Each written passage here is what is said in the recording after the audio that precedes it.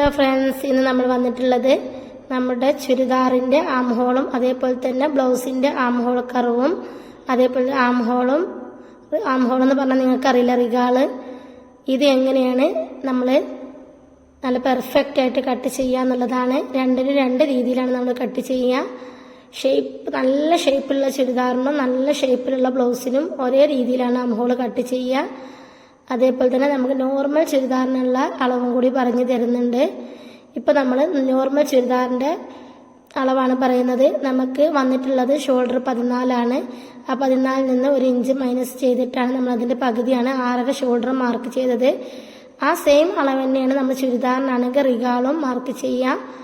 നമ്മൾ ഷോൾഡർ കിട്ടിയ സെയിം അതേ അളവ് തന്നെയാണ് നമ്മൾ റിഗാളിനും മാർക്ക് ചെയ്യുക. നമ്മുടെ ചുരിദാറിൻ്റെ കാര്യത്തിലാണ് പറയുന്നത്. അതേപോലെ തന്നെ ഈ ഭാഗത്ത് നമ്മൾ 6.5 മാർക്ക് ചെയ്യണം. ഷോൾഡർ 6.5 റിഗാൾ 6.5. ഇത് രണ്ടും സെയിം അളവ് തന്നെയാണ് വരിക ചുരിദാറിനാണെന്നുണ്ടെങ്കിൽ. പിന്നെ ചുരിദാറിന് നമ്മൾ ഈ ഭാഗത്തു നിന്ന് ഇങ്ങോട്ടേക്കുള്ള ആം ഹോൾ കർവ് എത്രയാണെന്ന് നോക്കുക. അപ്പം നമ്മൾ ചെസ്റ്റ് കാണുന്ന ചെസ്റ്റ് 39 ആണെങ്കിൽ അതിൻ്റെ 39നെ 24 കൊണ്ട് ഹരിച്ച് കിട്ടുന്ന സംഖ്യ എത്രയാണെന്ന് നോക്കുക. അപ്പോൾ നമുക്ക് കിട്ടിയിട്ടുള്ള 1.62 അതാണ് നമുക്ക് ഈ കോർണറിൽ നിന്ന് ഇങ്ങോട്ടേക്കുള്ള അളവ് വരിക. ഇനി നമ്മൾ ഇവിടെ മാർക്ക് ചെയ്യുമ്പോൾ ഒരു കാര്യം ശ്രദ്ധിക്കണം. അതേപോലെ തന്നെ നമ്മൾ ചെസ്റ്റ് അളവും കാണണം. ചെസ്റ്റ് അളവ് കണ്ടു കഴിഞ്ഞാൽ മാത്രമേ ഉള്ളൂ നമ്മൾ ചെസ്റ്റ് ചുരിദാറിന് എടുക്കുന്നത് വേറെ രീതിയിലാണ്. നമ്മൾ 39നെ 4 കൊണ്ട് ഹരിക്കണം. 39നെ 4 കൊണ്ട് ഹരിക്കുക. എന്നിട്ട് അതിൻ്റെ കൂടെ നമ്മൾ 9.25 കിട്ടും. അതിൻ്റെ കൂടെ നമ്മൾ +1/2 കൂട്ടിയിട്ട് പിന്നെ +1.25 കൂടി കൂട്ടി വിട്ടെടുക്കണം. അത് എന്തിനാണെന്നറിയോ? നിങ്ങൾക്ക് മനസ്സിലാൻ വേണ്ടിയിട്ടാണ്. ആ രീതിയിലും ചെയ്യാം നമുക്ക്. അതേപോലെ 39ൻ്റെ കൂടെ നമ്മൾ +2 കൂട്ടുക.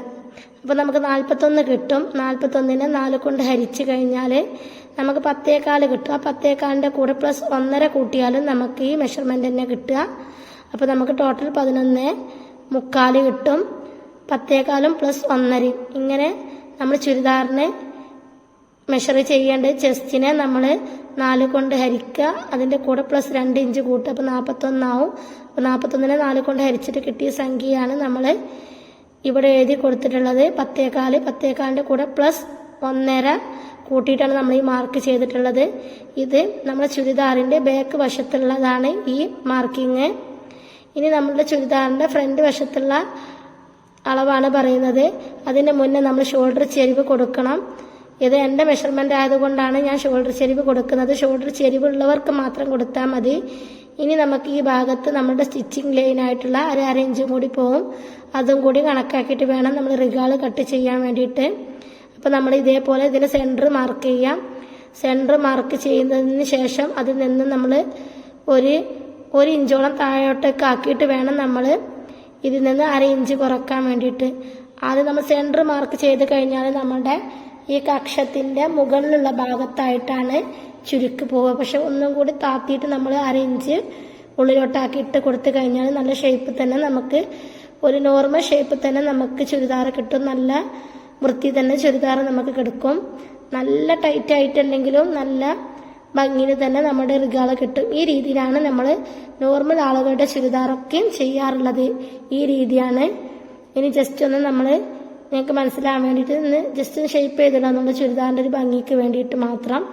ഇപ്പോൾ നമ്മുടെ ചുരിദാറിൻ്റെ ആം ഹോളിൻ്റെ ഭാഗമാണ് നമ്മൾ പറഞ്ഞത്. അപ്പോൾ ഇതൊന്ന് ജസ്റ്റ് എഴുതി വെക്കുക. Churidar arm hole. ചുരിദാറിന് നമ്മൾ ആം ഹോൾ ഈ രീതിയിലാണ് നമ്മൾ ചെയ്യുക.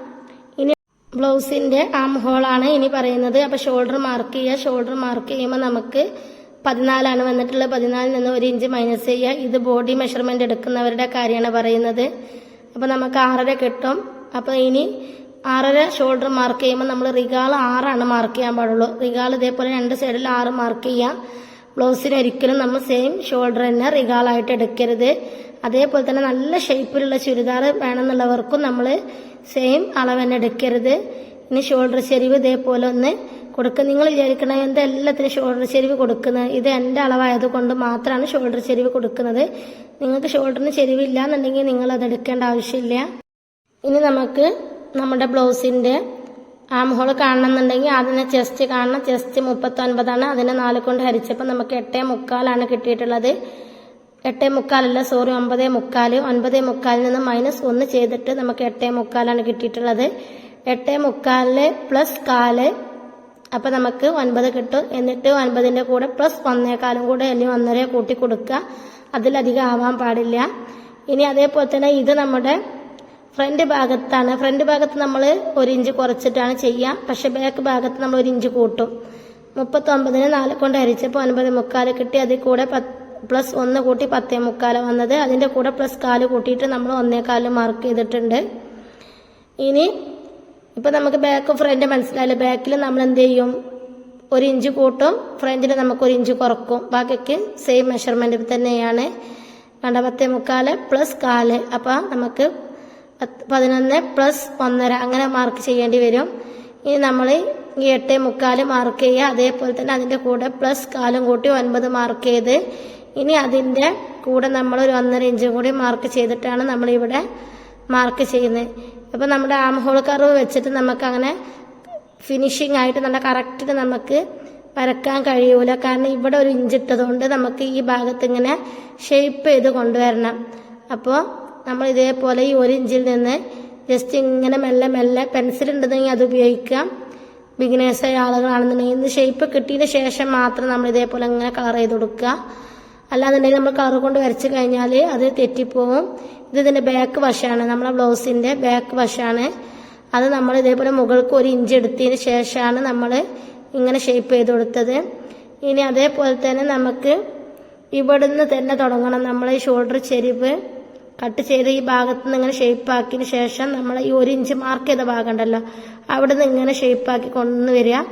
അപ്പോൾ നമ്മുടെ ഫ്രണ്ടിൻ്റെ ആം ഹോൾ കർവ് കറക്റ്റായിട്ട് കിട്ടും.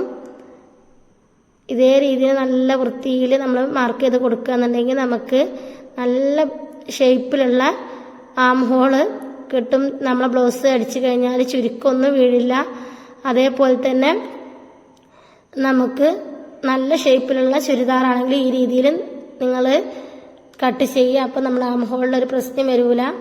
ഇപ്പോൾ കണ്ടില്ലേ, നമ്മളെ ചുരിദാറിൻ്റെ ആം ഹോളാണെങ്കിലും നമ്മളെ ബ്ലൗസിൻ്റെ ആം ഹോളാണെങ്കിലും രണ്ടിനും മാറ്റം കണ്ട. ഈ 2 രീതിയിൽ ചെയ്യുകയാണെങ്കിൽ നിങ്ങളുടെ ആം ഹോള് വളരെ പെർഫെക്റ്റ് ആയിരിക്കും. ചുരിദാറിൻ്റെ ആം ഹോളിൽ ആണ് കൂടുതലായിട്ട് ചെയ്യലുള്ളത്. ബ്ലൗസിൻ്റെ ആം ഹോളിൽ നമ്മൾ നല്ല ഷേപ്പുള്ള ചുരിദാറിന് മാത്രമേ ഈ രീതി ചെയ്യുള്ളൂ.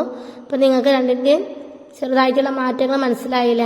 ഇവിടെ നമുക്ക് 1.62 എന്നുള്ളതാണ് വരിക. അത് നമ്മൾ ചെസ്റ്റിനെ 24 കൊണ്ട് ഹരിക്കുമ്പോൾ കിട്ടുന്ന സംഖ്യയാണ്. എന്നിട്ട് അതിനെ കൊണ്ട് നമ്മൾ ബാക്ക് മാർക്ക് ചെയ്ത് പിന്നെ ഫ്രണ്ട് മാർക്ക് ചെയ്ത് ഈ രീതിയിലാണ് നമുക്ക് വന്നിട്ടുള്ളത്. ഇനി നിങ്ങൾക്കൊന്നും കൂടി ജസ്റ്റ് പറഞ്ഞു തരാം.